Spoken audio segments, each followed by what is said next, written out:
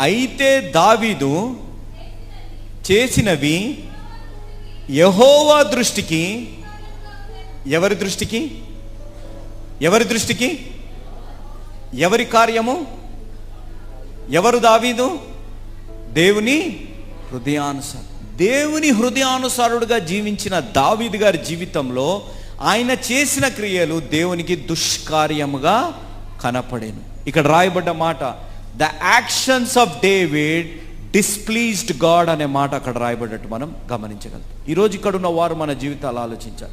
మనం విశ్వాసులం, దేవుణ్ణి నమ్ముకున్న వారం, మనము క్రైస్తవ కుటుంబాలలో జన్మించిన వారం, మనం బైబిల్ తెలుసు, కంటత వాక్యాలు తెలుసు, మనకు పాటలు తెలుసు, అన్నీ తెలుసు. కానీ మనిషిగా మన జీవితాల్లో పడిపోయే పరిస్థితులు వస్తాయి. నేను చెప్పే మాట, మనుషులుగా మన జీవితాల్లో పడిపోయే పరిస్థితులు వస్తాయి. గత సంవత్సరంలో ఎన్నో పాపాలు మనం చేస్తుండొచ్చు. దేవుడి నామానికి